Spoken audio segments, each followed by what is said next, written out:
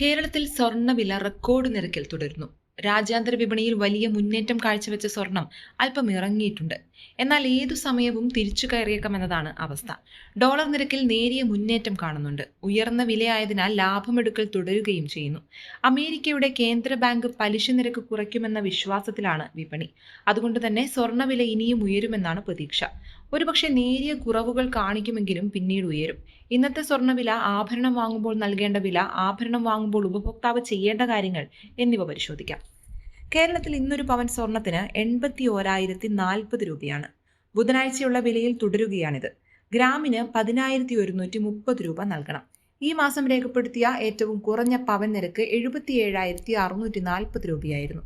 September 1-നായിരുന്നു ഈ വില. പിന്നീട് ഘട്ടങ്ങളായി മുന്നേറി 3,400 രൂപ വർദ്ധിച്ചാണ് ഇന്നത്തെ വിലയിലെത്തി നിൽക്കുന്നത്. 10 ദിവസത്തിനിടെയാണ് ഇത്രയും വില കൂടിയത് എന്നത് എടുത്തു പറയേണ്ട കാര്യമാണ്.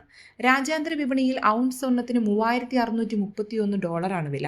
ഇത് 3,660 വരെ എത്തിയിരുന്നു. ഈ മാസം വൈകാതെ ഔൺസ് വില 3,700 ആകുമെന്നാണ് റിപ്പോർട്ടുകൾ. അതിനിടെയാണ് ഇന്ന് രാജ്യാന്തര വിപണിയിൽ വില കുറഞ്ഞിരിക്കുന്നത്.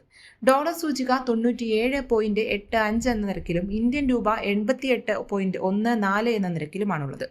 ആഭരണം വാങ്ങുമ്പോൾ ശ്രദ്ധിക്കേണ്ട കാര്യങ്ങൾ എന്തൊക്കെയാണ്? സ്വർണത്തിന്റെ വിലയാണ് ഓരോ ദിവസവും വ്യാപാരികൾ ബോർഡിൽ പ്രദർശിപ്പിക്കുന്നത്, പവൻ വിലയും ഗ്രാം വിലയും. എന്നാൽ ആഭരണം വാങ്ങുമ്പോൾ ഈ തുക മതിയാകില്ല. പണിക്കൂലി, GST, ഹാൾമാർക്കിംഗ് ചാർജ് എന്നിവ കൂടി നൽകേണ്ടി വരും. കുറഞ്ഞ പണിക്കൂലി 5%. സ്വർണ്ണവിലയുടെ 3% GST, പണിക്കൂലിയുടെ 5%.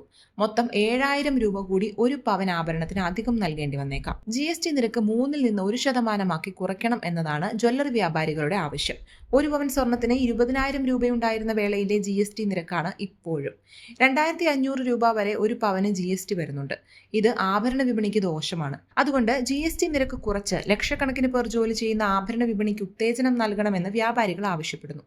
സ്വർണം വാങ്ങുന്നവർ പ്രധാനമായും ശ്രദ്ധിക്കേണ്ടത് ഹോൾമാർക്കിംഗ് ഉണ്ടോ എന്നാണ്. ജ്വല്ലറിയുടെ പേര്, സ്വർണത്തിന്റെ തൂക്കം എന്നിവയിൽ കൃത്യത ലഭിക്കുന്നതിനാണിത്. പണിക്കൂലി കുറയ്ക്കാൻ വിലപേശൽ നടത്താം. മാത്രമല്ല, ബില്ല് വാങ്ങുകയും സൂക്ഷിക്കുകയും വേണം.